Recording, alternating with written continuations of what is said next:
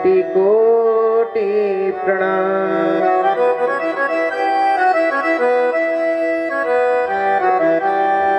परम मंगलमय प्रातपर अखंड मंडलाकार श्री अचिंत्य कल्याण गुणगुण निधान सर्वेश्वर सर्वाधिपते श्री सच्चिदानंद घन परमात्मा श्री रामचंद्र जी के चरणों में प्रणाम करते हुए आप सभी में सिया राम में सब जग जाने करहु प्रणाम जोर जुग पाने। यहाँ पर बैठे शिव नर नारी प्रेम से सीताराम हमारे आप सभी में श्री सीताराम जी का दर्शन करते हुए दूर दूर से आई हमारी माताएं बहनें श्रोतागण भक्तगण संतगण सभी को जय श्री कृष्णा जय श्री राधे। यूट्यूब चैनल पंडित श्री विष्णु दीक्षित के द्वारा कथा का रसपान कर रहे भक्तों को भी मेरा राधे राधे। आइए अब 10-15 मिनट में भगवान राम की क्या ही कथा होगी। भगवान राम की तो नहीं लेकिन भगवान राम के नाम की कथा हो सकती है। आइए सबसे पहले 2 बार भगवान नाम संकीर्तन में डुबकी लगाकर अपने जीवन को कृतार्थ करें और फिर जैसी प्रभु की इच्छा वैसा चलते हैं। दयालु ना भूलो मैं तुमको हे दाता दयालु इसी जन्म में नाथ तुमको मैं पाऊं इसी जन्म में नाथ तुमको मैं पाऊं। नारायण श्रीमन नारायण नारायण श्रीमन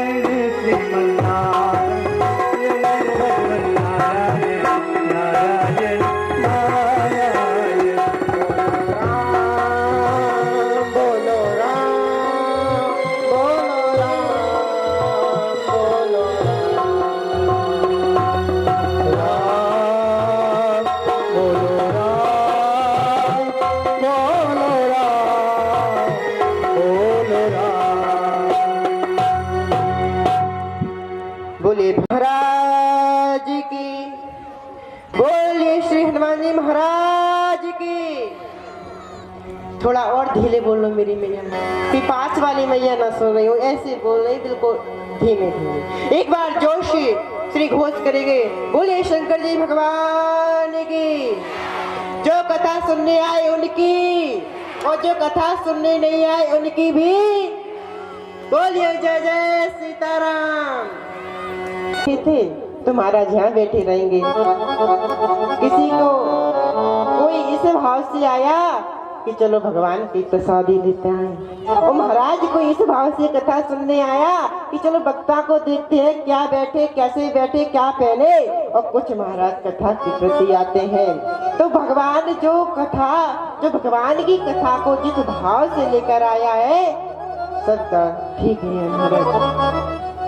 कल की कथा में आप सभी ने सुना, जो सज्जन पुरुष होते हैं महाराज वो बिना हरि की कृपा के नहीं मिलते।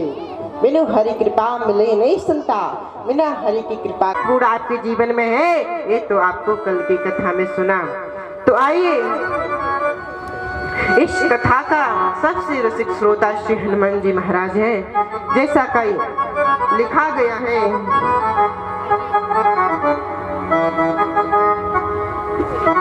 बाबा श्री तुलसीदास जी महाराज ने बड़े सुंदर शब्दों में लिखा, ओ राम कथा सुने बेको रसिया,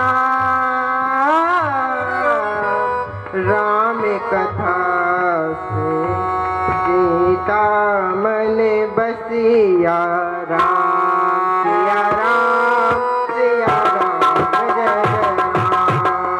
राम, राम सिया राम जय जय राम।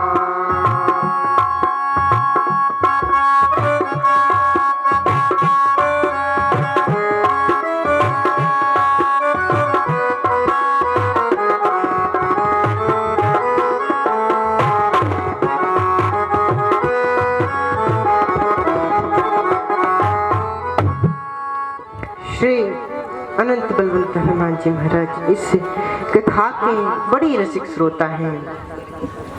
मैया, आपने कल की कथा में सुना कि सत्संग कितना महत्वपूर्ण है, क्योंकि हमारे साथ सिर्फ एक सत्संग ही जाने वाला है। अकेले आए हैं, अकेले ही जाएंगे, खाली हाथ आए हैं, खाली हाथ ही जाना है। इस सत्संग ही हमारे साथ जाना है। इसलिए मैया सत्संग थोड़ा थोड़ा कमाते चलो, भगवान का नाम जपते चलो। वो एक कलिकाल है महाराज, एक कलिकाल में तो भगवान को पाना बड़ा सिंपल है, सिर्फ नाम के आधार पर पा सकते हैं। कई युगों में तो हजारों वर्षों तक तपस्या करना पड़ता था, लेकिन इस कलयुग में तो केवल नाम संकीर्तन ही आधार है। तो लेकिन कहते हैं महाराज कलयुग है, कैसे कथा कहें, कैसे सुने, चारों तरफ घोर अंधकार फैला हुआ है। लेकिन प्रश्न आपसे एक, जैसे यदि गर्मी हो और गर्मी से बचना हो तो क्या करना पड़ेगा महाराज? एक बंद कमरे में बढ़िया एसी में रहो तो किसी को गर्मी लगने वाली है? नहीं ना। ठीक उसी प्रकार यदि ये एसी श्री राम नाम संकीर्तन के एसी अपने साथ रखोगे ना, तो कलयुग रूपी गर्मी है, ये आपका कुछ बिगाड़ने वाली नहीं है महाराज। आज हम सभी देखते हैं जो घर में बड़े झगड़े हो रहे हैं महाराज, जो हमारे जो माता पिता पति बहन पुत्र हैं, ये हमारा कोई नहीं है, ये आप सभी जानते हो, लेकिन फिर भी उनमें बंधे हुए हो महाराज। ये जो माता पिता जो रिश्तेदार सभी मिलते हैं ना, ये आपके पुण्य कर्म के कारण मिलते हैं। जब भगवान आपका पुण्य पाप का हिसाब कर लेते हैं तो थोड़ा सा देखते हैं कि पुण्य बच रहा है तो आपको घर वाले अच्छे दे दिए महाराज, और यदि कोई पाप थोड़ा बच रहा है तो आपको थोड़े घर वाले ऐसे मिल जाते हैं, समझ लो। तो जो कुछ भी है सिर्फ आपके कर्म की ही प्रधानता है। आज का व्यक्ति इतना परेशान हो गए हैं महाराज, इतना डिप्रेशन में चला गया है कि उसे पता नहीं है कि हम क्या कर रहे हैं, कैसे कर रहे हैं, क्यों कर रहे हैं और कहाँ कर रहे हैं, इतना खो गया है महाराज। आजकल के व्यक्ति को शांति नहीं मिलती। आप लोगों में से किस किस को शांति नहीं, एक बार हाथ उठाकर बता दे प्रिया। महाराज श्री नारद जी भगवान जी चारों धामों में घूमे लेकिन शांति नहीं मिली। कलयुग का इतना प्रभाव है। आज का व्यक्ति दूसरों व्यक्ति की से इतना ईर्ष्या करने लगा है महाराज कि वो भूल गया कि हमारा धर्म क्या है, हम इस धरा पर क्यों आए हैं, हमको ये मानव जन्म क्यों प्राप्त हुआ है, ये वो सब कुछ भूल गया है महाराज। दूसरों से इतनी ईर्ष्या होने लगी। दीदी जी ने बताया था, एक दृष्टांत भी दिया था कि दूसरों से ईर्ष्या कपट उनकी सफलता को देखकर इतनी जलन हो रही है कि आज का व्यक्ति इतना परेशान हो गया है महाराज, क्या ही कहे। लेकिन शांति पाने हैं तो क्या करें, एक संत भाव देते हैं। बुरा जो देखने में चला बुरा न मिलिया कोई, बुरा जो देखने मैं चला, बुरा न मिलिया कोई, जो दिल खोजो आपनो, हमसे बुरा न कोई प्यारे, हमसे बुरा न कोई।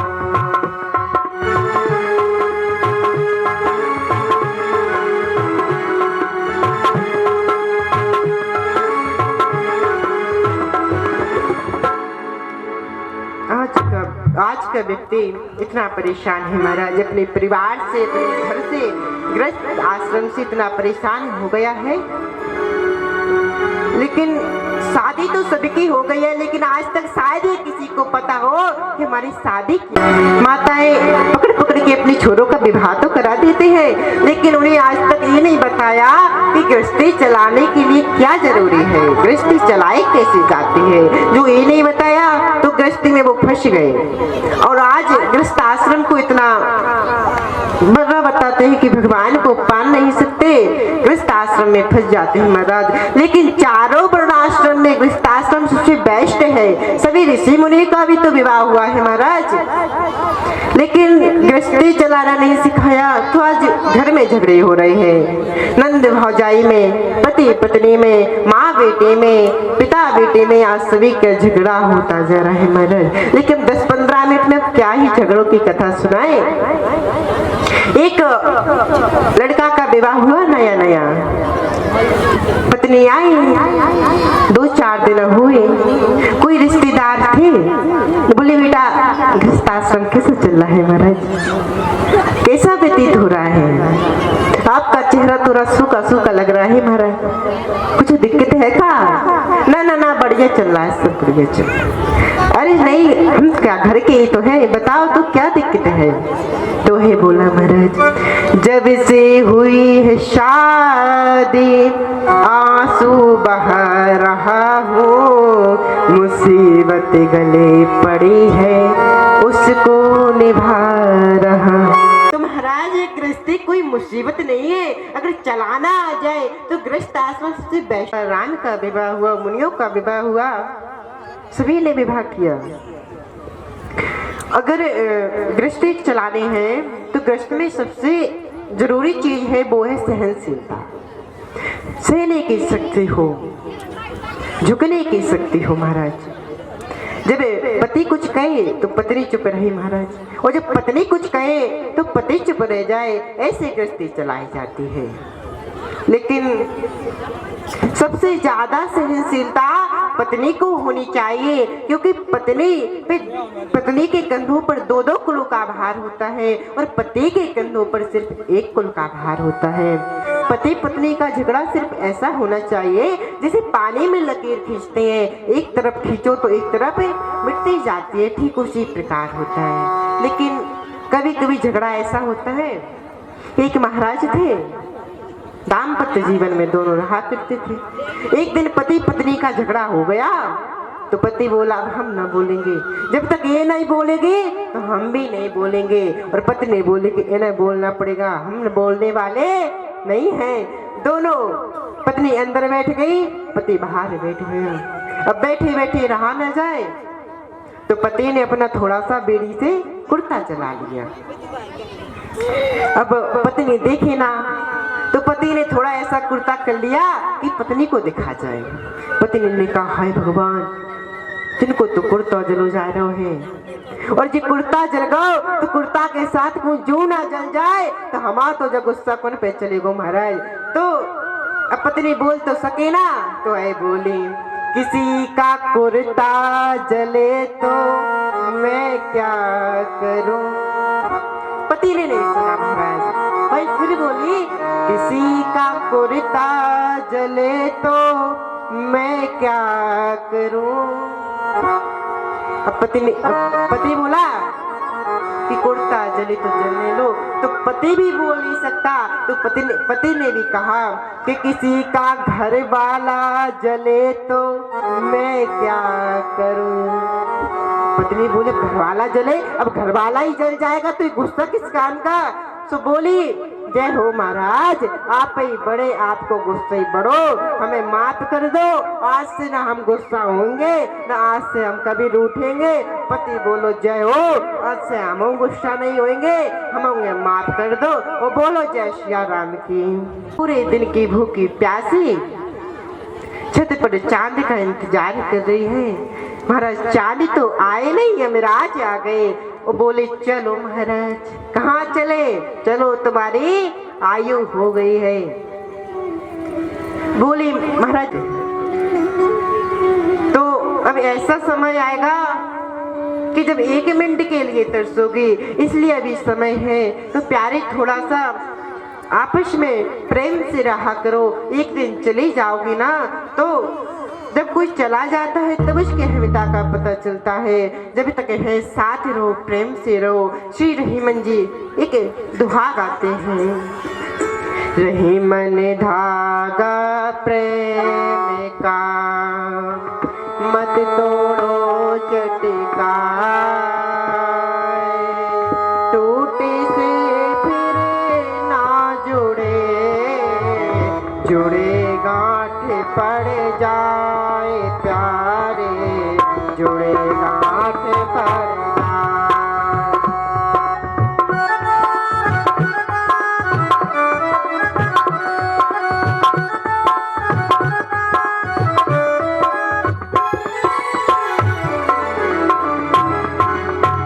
तो श्री हेमंत जी कहते हैं कि प्रेम का धागा ऐसा होना चाहिए कि कभी टूटे ना। जब टूट जाता है तो उसमें गांठ पड़ जाती है। रिश्ते भले कितने भी गंदे हो, लेकिन उन्हें संभाल कर रखना चाहिए, क्योंकि गंदा पानी पीने की योग्य भले ना हो, लेकिन आग बुझाने की योग्य तो होता है ना। तो आइए, वो जय श्री पत्नी छत पर खड़ी हुई यमराज से बोली, यमराज मुझे 1 मिनट का वक्त दे दीजिए, मुझे पत्नी से थोड़ी 2 बातें करनी है। बोली ओ भक्तों, स्वर्ग से आयो है संदेश, बुलावो आगो राम को। ओ भक्तों, स्वर्ग से आयो है संदेश, बुलावो आगो राम को। 1 मिनट की मोहलत दे दे, करो पति सेवा। 1 मिनट की मोहलत दे दे, करो पति सेवा। मोली मोली चुनरी मेहंदी, मोली मोली चुनरी मेहंदी, मोतियन से भर दो मारी मांगे, बुलावो आगो राम को। ओ भक्तों, स्वर्ग से आयो है संदेश, बुलावो आगो राम को।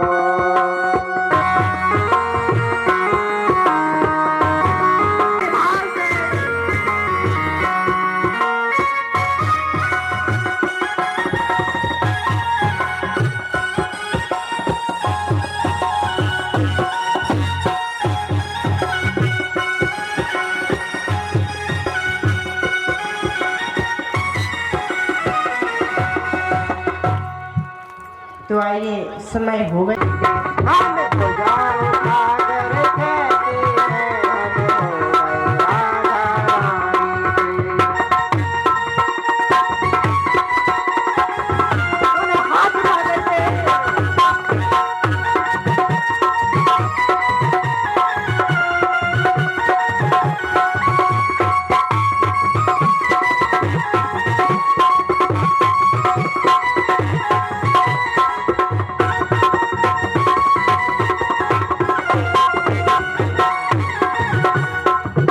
राधा रानी के।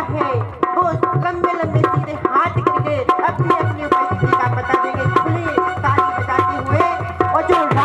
मारते उनके हाथ नीचे रहेंगे, और जो श्री राधा रानी की तरफ है वो लंबे लंबे हाथ छप करेंगे। हमें गली गली में कहते हैं, हम गली गली में कहते हैं, हमें नगर नगर में कहते हैं, हम डगर डगर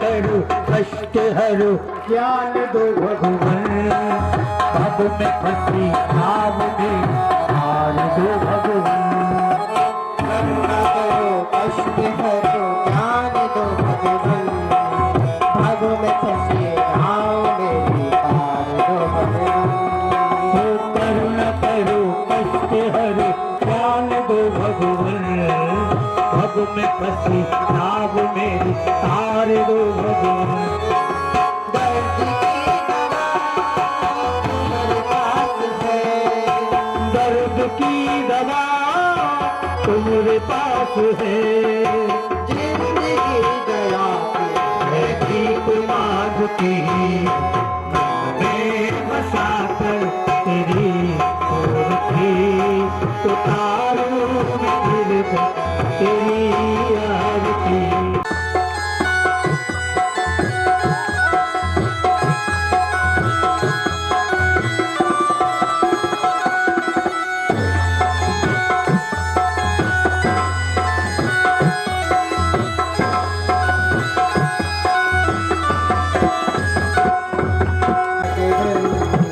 जिंदगी जब तेरे नाम मांगू तुमसे क्या मैं यही पूछूं भगवान जिंदगी जब तेरे नाम कर दी अर्पण सब कुछ सब कुछ तेरा कुछ नहीं मेरा सब चिंता है तुमको सब संसार की मन में बसा कर तेरी मूर्ति उतारू में रघुवर तेरी यार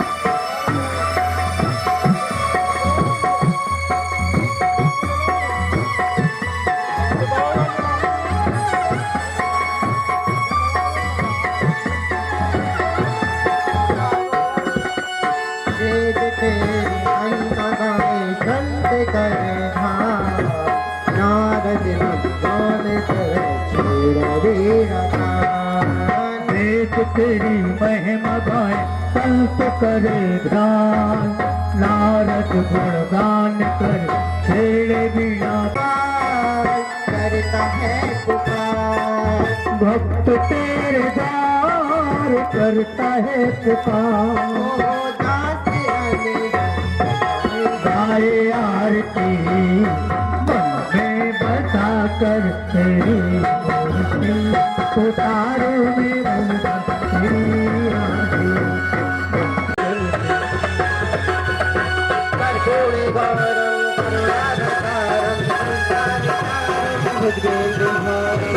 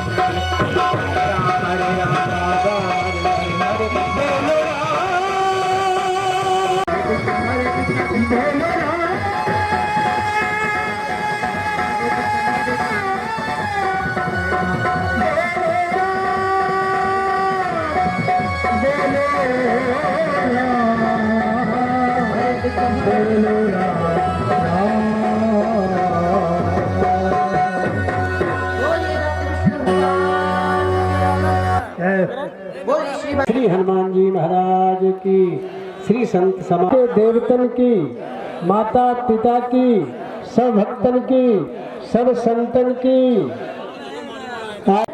अधर्म का, प्राणियों में विश्व का, नमः पार्वती तन सब कुछ देख कर के